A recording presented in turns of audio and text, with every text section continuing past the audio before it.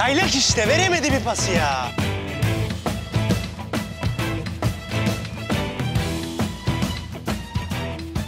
Abi millet izliyor, ayıptır ya. Komutanım at göğsüme.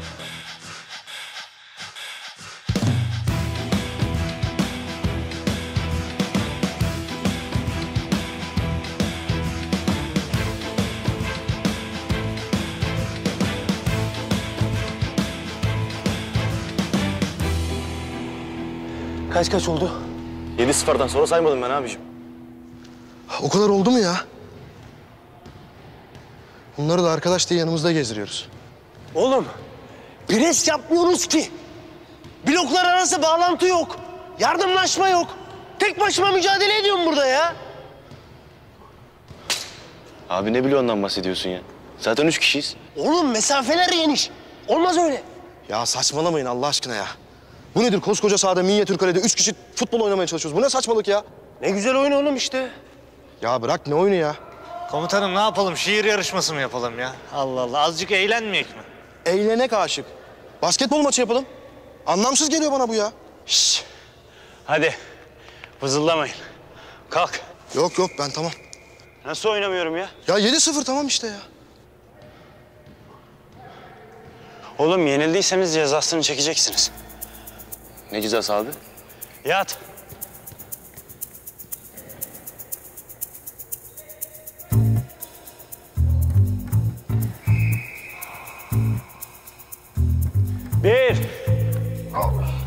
Bir. Abi amma da ağırmışsın ha. Aşık. Bunlar 10 tane mi çekecekti? Yok komutanım 10 tane 10 taneyi babaannem çeker. 20 diye hatırlıyorum ben. Çüş. Bu yorgunlukla 100 çekelim isterseniz. Ya komutanım, özel kuvvetçi adamsınız. 3'ün 5'in hesabını yapıyorsunuz. Yakışıyor mu Allah aşkına? Yorgunuz oğlum, yorgunuz.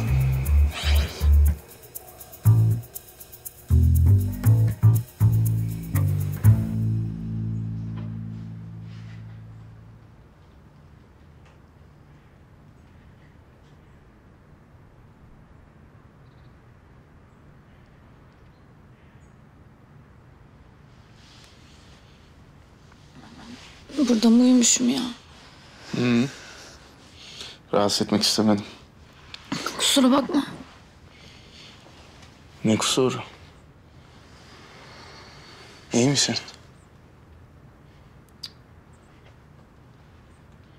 Babamın katilleri bulunana kadar iyi olmayacağım. Allah onların belasını versin.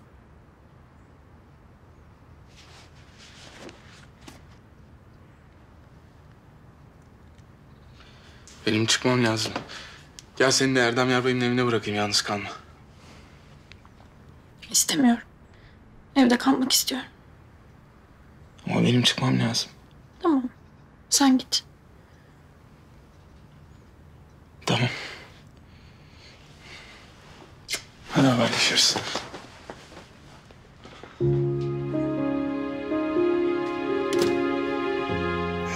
Bittim anam. Vallahi bittim ya. Ne yaptınız suyla? Nasıl aranız? Var mı bir haber? Yok be abi. Ayrıldınız mı şimdi? Mecbur. Kız buraya geldi, dakika bir dayadılar silahı kafasına. Korktu tabii kız. Gördü bizim şeklimizi. O gene şanslıydı. Bir keresinde Nazlı'yı full kaçırmışlardı. Kızın elini deldiler mermiyle. Ya Bahar Hanım da geldiğinde ilk akşam Yavuz Üsteğmen'in de saldırıya uğramamış mıydı? Arkadaş havasından mıdır, suyundan mıdır? Karabayır'a gelenin başı beladan kurtulmuyor ya. Karabayır geceleri bir başka. Abi su başka ya. Niye birader? Suyu karbon fiberden mi yapmışlar? Ya yok da yani su böyle şeyleri kaldıracak bir kız değil. Ay canım. Allah Allah. Diğerleri sanki kaçırılmaya hasta. Ya aşk onun gözünü kör etmiş. Ne dediğini bilmiyor. Beyler ben size söyleyeyim. Bakın asker adam sevmeyecek. Kafasını meşgul etmeyecek. Bakın bana. No woman, no cry. Ne demek o? No woman, no cry. Ha. Yani kadın yok, ağlamak yok. Keşanlı ben senin beynini. Oğlum öyle mi çevrilir o? Ulan Keşanlı, bir Bob Marley'i kurcalamadığın kalmıştı. Onu da gittin yanlış yerinden kurcaladın. Neymiş söyle. Hayır kadınım. Ağlamak yok diyor adam.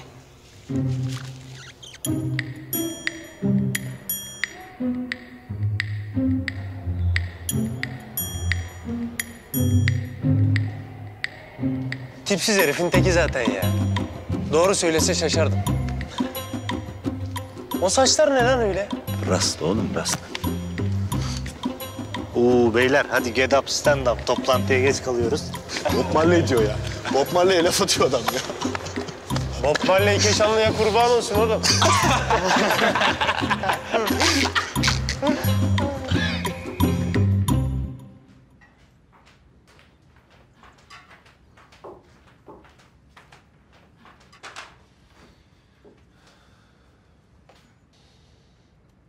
Ne haber kızım? İyidir babacığım, senden? İyiyim. Ali Aydar nerede? Oğlanla oynuyor.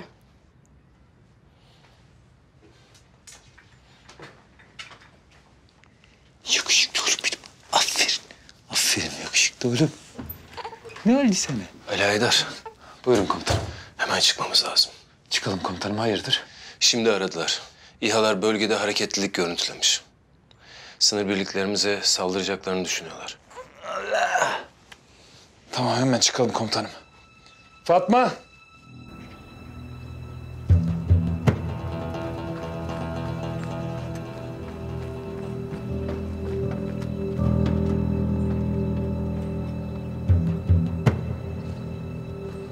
Biz çıkıyoruz.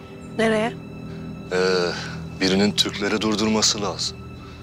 Buraya doğru yaklaşıyorlar. Durdurun tabii. Biz de birazdan çıkacağız.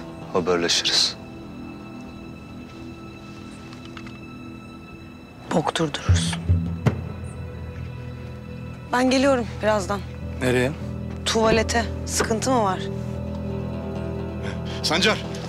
Sancar. Çok acayip bir istihbarat aldık. Ne oldu? Tabur komutanı Korhan Zengin. Kuzey uçtaki üst bölgeye gelmiş. Bak sen şu işe. Eğer basacaksak orayı basalım. Hem bize daha yakın.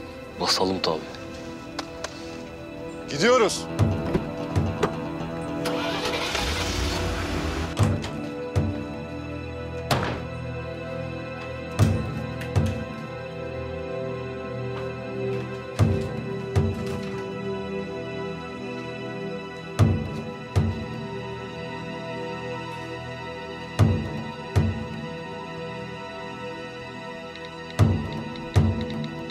Sancar bütün adamlarını toplayıp çıktı. Bir baskın olabilir. Dikkatli olun. Bana ulaşamazsan merak etme. Mestak'a gitmem gerekiyor.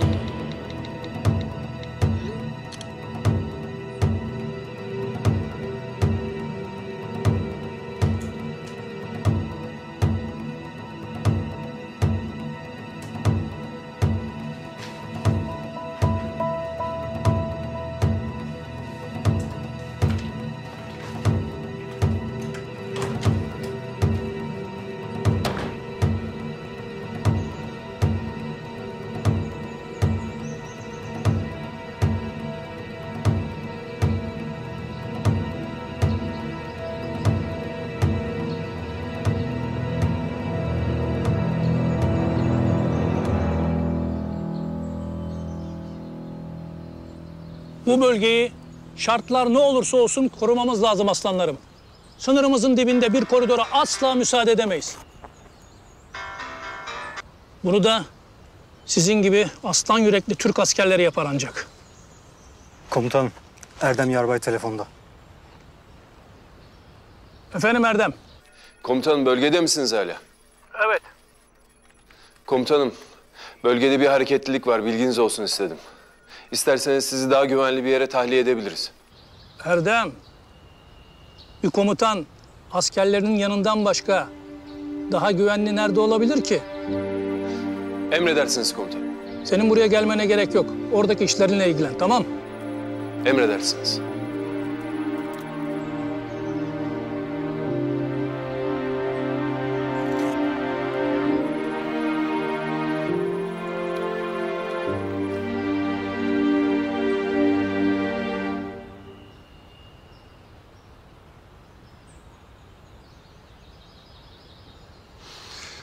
Bir taşla iki kuş diye buna derim ben.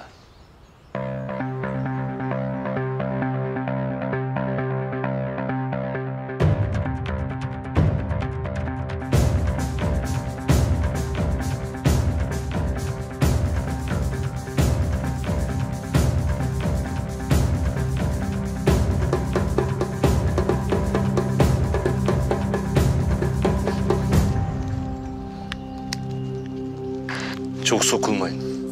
Gerekirse sürünerek gelin. Araçlar geride kalsın. Önden havan atışı yapacağız. Tamam. Sen de git bak bakalım. Tamam.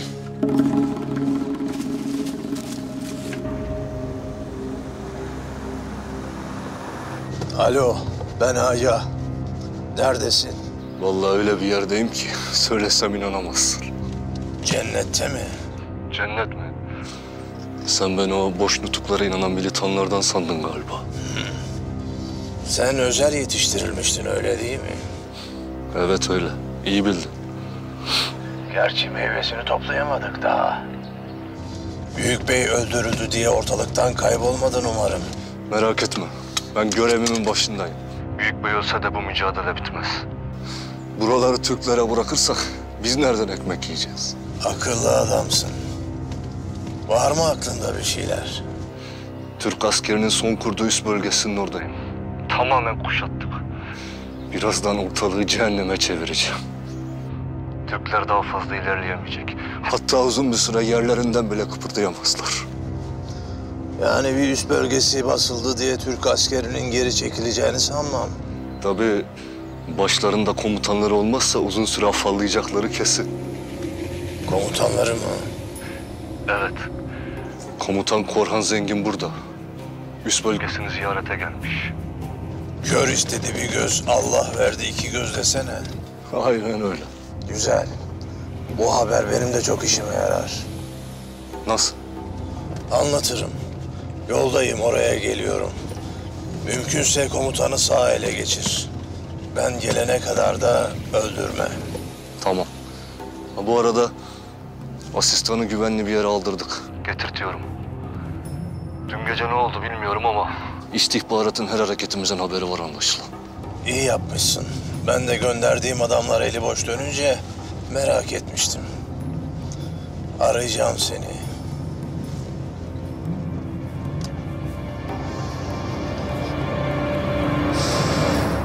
Büyük Bey'in ölümünden sonra birileri oyunu yeniden kurmaya başladı. Bizim önceliğimiz Büyük Bey'in bu bağlantılarını ortaya çıkarmak için istihbarata gereken desteği sağlamak. Bu sayede ne kadar bağlantısı varsa bir rahatça ortaya çıkarabilecekler. Evet. Bu yüzden Ateş'in istihbarattan getireceği bütün bilgiler bizim için çok önemli.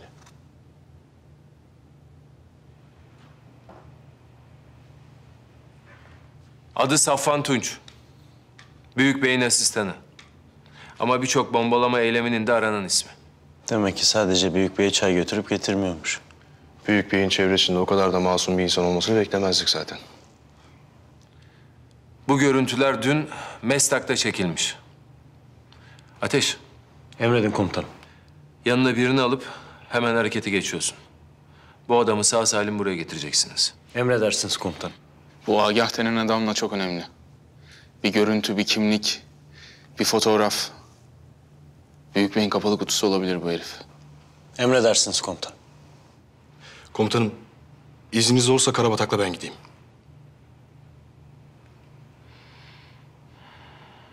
Yavuz. Uygun mudur? Uygundur. Tamam. Hemen hazırlanın. Emredersiniz. Emredersiniz komutanım. Komutanım bu arada eylemden mesaj geldi.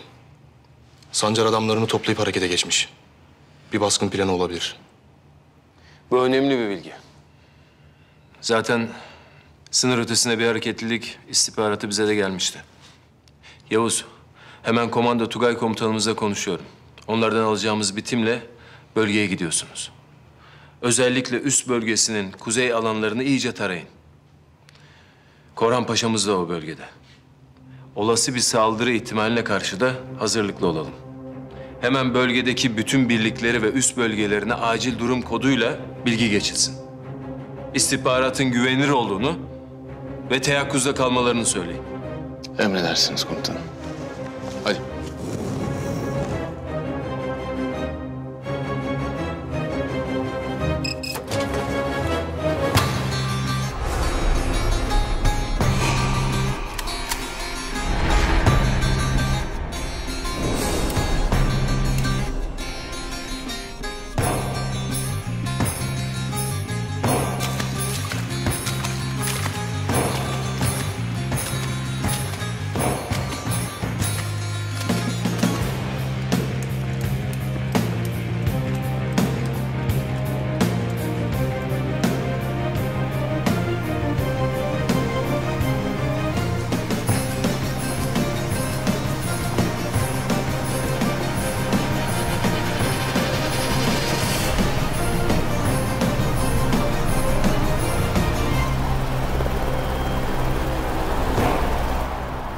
Merak etme.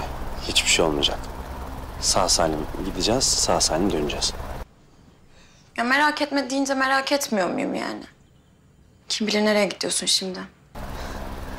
Ya insan operasyona giderken böyle birinin onu arayıp seni seviyorum demesi, seni merak ediyorum demesi ne güzel şeymiş ya. Ben öyle bir şey demedim yalnız. Diyeceksin. Allah Allah. Nereden biliyorsun? Çünkü bana bir şey olursa içinde kalır. Saçma sapan konuşma ya. Hem bana bak Ateş Açar. Eğer sağ salim dönmezsen bu sefer seni hayatta affetmem bilmiş ol. Ayrıca seni seviyorum. Dikkat et kendine. Ben de seni. Ben de seni ne? Ben de seni seviyorum. Heh, şimdi oldu. Kendine dikkat et, tamam mı? Ben tekrar arayacağım. Görüşürüz.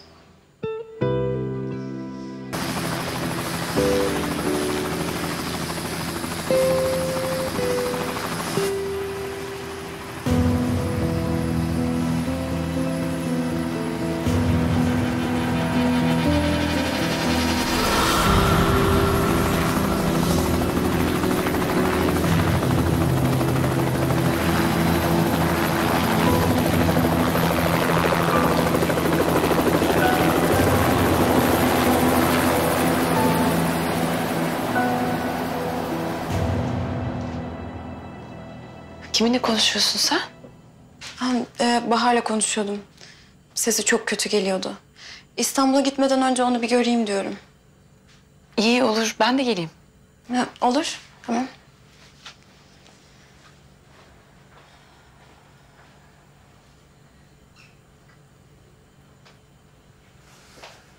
Babamın başına nasıl böyle bir şey gelebilir bilmiyorum. Baban büyük bir iş adamıydı. O kadar zengin ve kudretli olursan düşmanın da çok olur.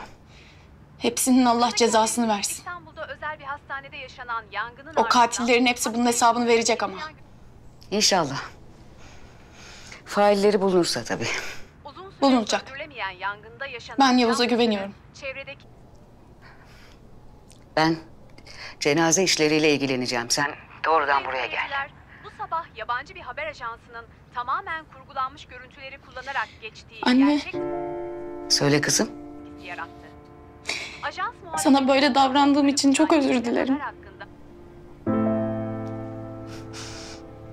Canım kızım benim. Asıl ben özür dilerim. Bilindiği gibi dün Bir türlü büyüdüğünü kabullenemedim. Ama unutalım bunları artık. El ele verip bunu da atlatacağız, göreceksin. Haberi geçen İnşallah. ajans muhabirinin ise bunu yaparken neyi amaçladığı henüz anlaşılamadı sayın seyirciler. Sıradaki haberimiz Yıldırım Kutlu cinayetiyle ilgili. Türkiye'nin gündemine oturan olayın ardından yetkililer Yıldırım Kutlu cinayetinin faillerini araştırmaya devam ediyor. Muhabirimiz Ahmet Demirsoy'un araştırmalarına göre savcılık, saldırının yeni düzenlenecek olan bir ihale yüzünden olabileceği şüphesi üzerinde duruyor. Detaylı bilgi için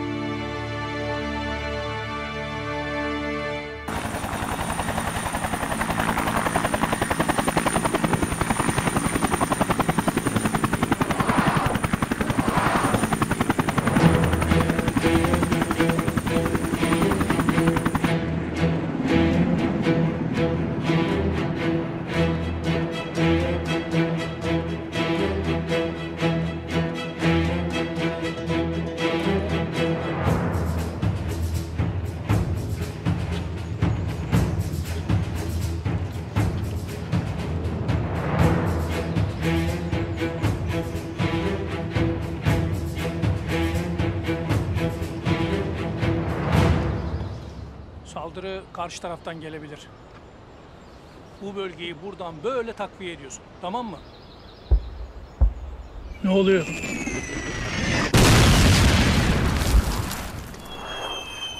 Herkes silah başına!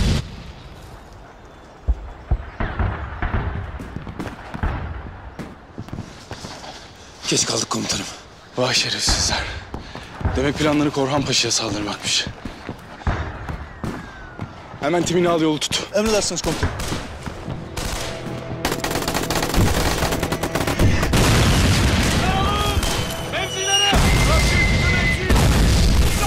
Komutanım sizi güvenli yer Ne alın. demek güvenli bir yer?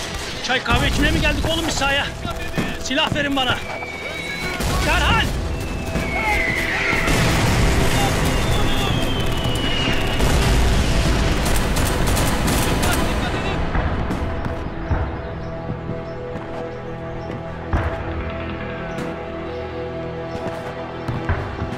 Komutanım, Korhan Paşa'nın olduysa saldırı düzenlendi.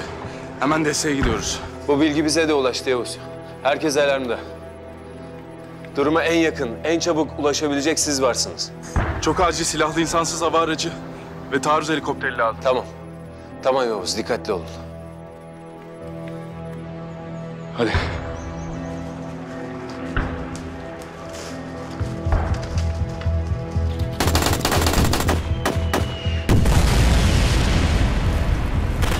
Yanlardan girmek isteyecekler. Girişten adam yerleştirin. Herkes mevzilere.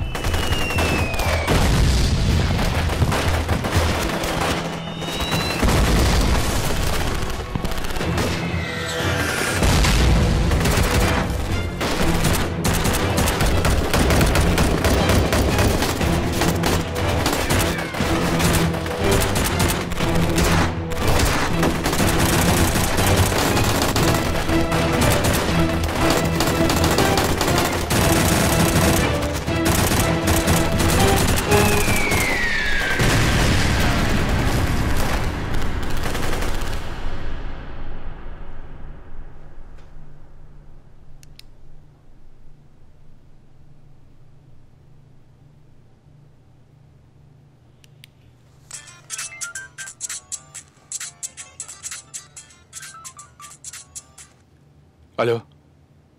Hala komada. Uyanır mı bilmem. Benim biraz işim var.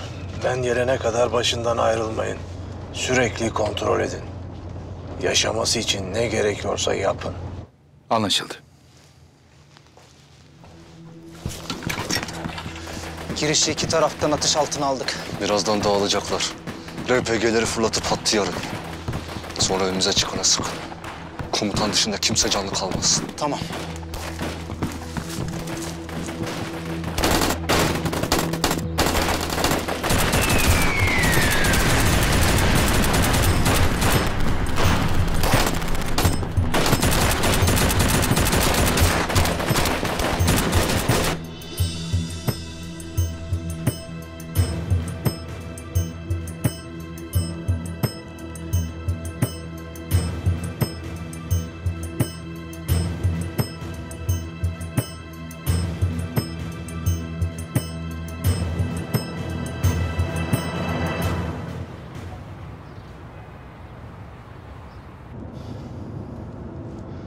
Çok var mı?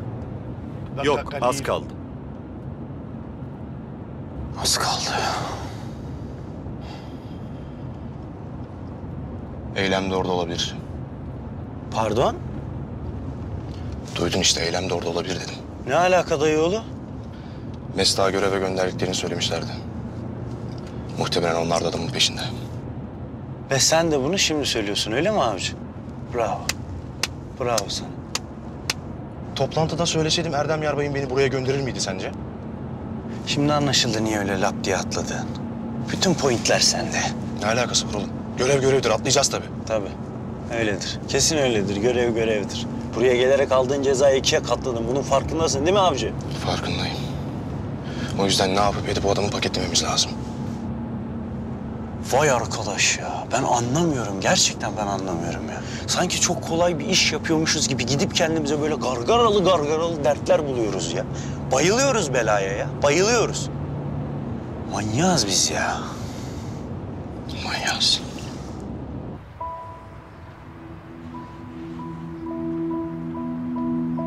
Burası mı? Evet, Güvenli mi? merak etme. Sancar bile burada saklanır. İçeride en ufak bir yaramazlık olsa haberimiz olurdu. Tamam o zaman harekete geçelim.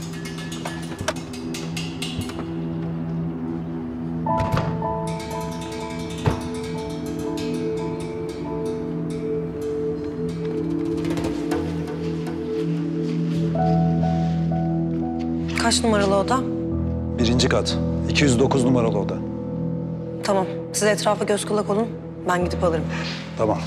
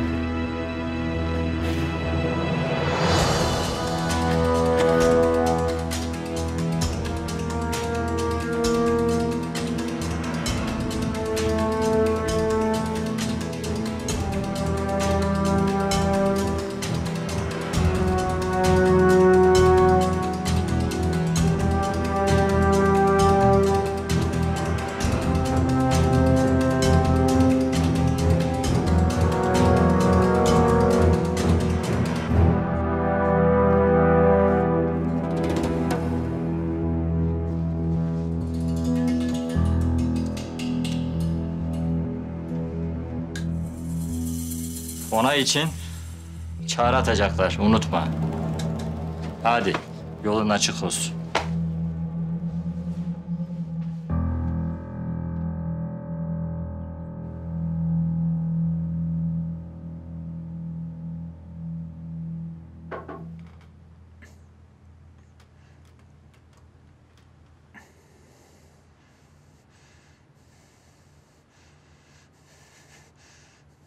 Kimsin?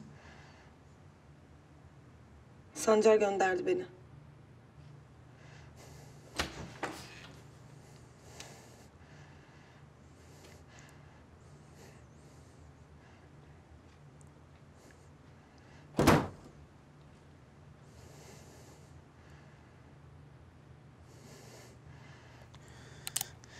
Tek mi geldin? Hayır, aşağıda bekliyorlar. Nasıl inanacağım sana?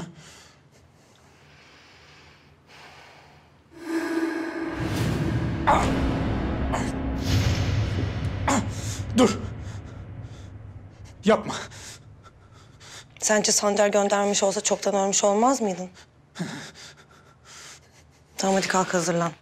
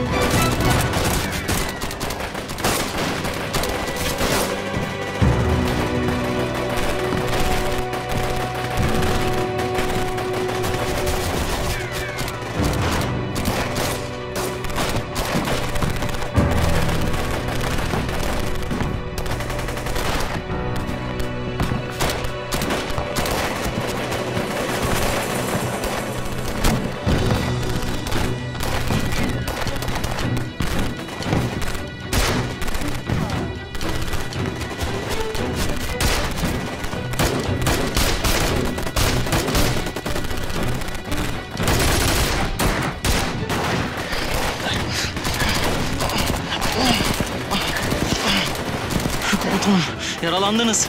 Sıyırdı. Önemli değil oğlum. Asıl sen nasılsın? Bacağımı hissetmiyorum komutanım. Sık dişini. Birazdan destek gelecek. Sıkarım sıkmasına da. Bu şerefsizler üst bölgesinden içeri adım atarsa işte o zaman ölürüm komutanım. Komutan, böyle olmayacak. Hattı biraz geri çekelim. Çok fazla yaralımız var. Hattı çekersek üst bölgesine girerler. Bu üst bölgesinden cesetleri dahi adım atamaz. Burası Türkiye toprağı. Bak, şu bayrağı görüyor musun? O bayrak bizim bayrağımız. Bu üstte tek bir asker sağ kalmayıncaya kadar çarpışacağız. Anlaşıldı mı? Emredersiniz komutanım.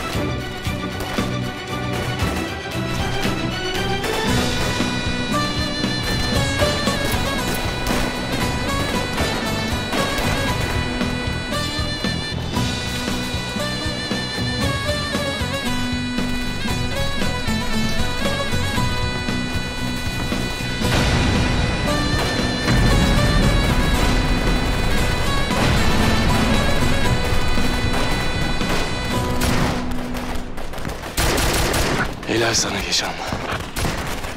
Komutanım ben küçükken de böyleydim. Kuyuda misket oynarken hiç ıskalamazdım. Allah kahretsin. Nereden çıktı bunlar şimdi? Destek geldi. Üste yaklaşmalarına izin vermeyin. Kesin önlerini. Gelin lan amına kodum çocuklar gelin. Bak küfür de etmeye başladı. Tamam oldu bu ya.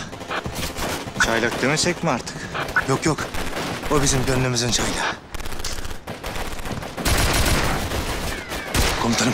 Komutanım. İçeriyle bağlantı kurduk. Komutanım iyi misiniz? Daha ölmedik evlat. Dayanın biz burayı temizleyeceğiz. Elinizi biraz çabuk tutun. Çok fazla yaralımız var. Biz burayı hallederiz. Anlaşıldı mı? Emredersiniz.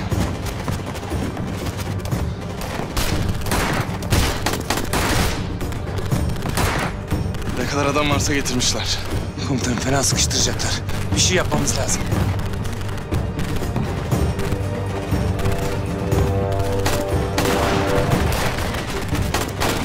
Bunlar çalışıp gelmiş. Aynen komutanım.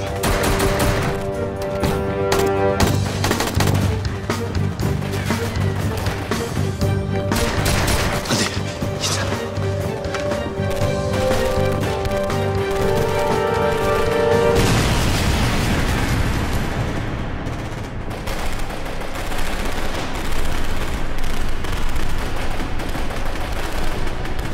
Keşanlı!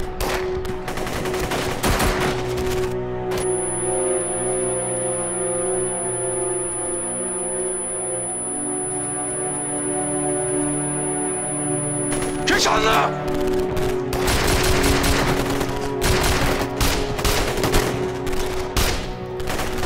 Abi!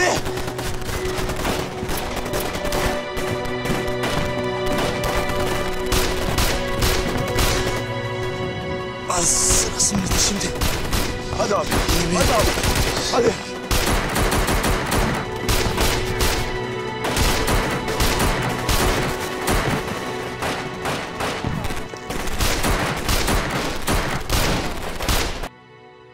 Hazır mısın? Evet. Tamam hadi. Nasıl ya? Ne oldu? Türk askeri bunlar. Biliyorum. Ne yapacağız? Çıkar hemen beni buradan. Senin ne işin var burada ya?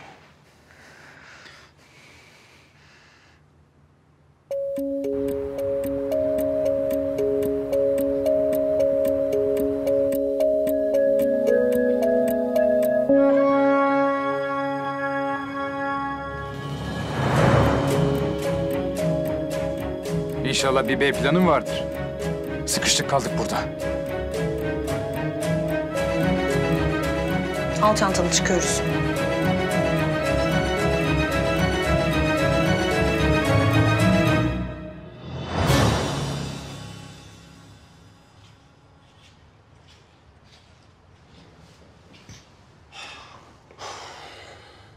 Bir saniye bakar mısın kardeş? Buyurun. Biz Safvan Tunç'la görüşecektik. Öyle biri kalmıyor bizde. Bir baksaydın kayıtlara. Bütün müşterilerin isimlerini hafızanda tutmuyorsun ya. Gerek yok. Kalmıyor dediysem kalmıyor. Bize bu otelde kaldığını söylediler. Bu otelde bir sürü kişi kalıyor. Hepsini de birileri arıyor. O yüzden ziyaretçi kabul etmiyoruz. Yok kardeş, sen bizi yanlış anladın. Biz kimseyi aramıyoruz. Burada buluşacaktık. Kendisi randevu verdi bize. Hem baksana bir bize, polise falan mı benziyoruz? Benzemiyorsunuz. O yüzden polis olma ihtimaliniz çok yüksek.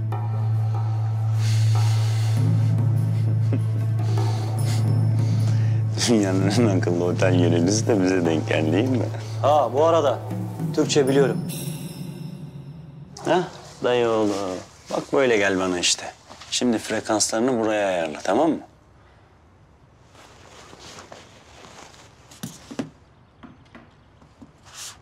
Bizim bu adamı bulmamız lazım. Bu adamdan alacağımız var. Bu adamla görüşmemiz lazım. Tamam. Otel numarasını bize verme. O zaman adama telefon aç, buraya insin. 5 dakika görüşmemiz lazım. Ta Türkiye'den buraya tahsilat için mi geldiniz? Hadi yaylanın. Buradan size ekmek çıkmaz.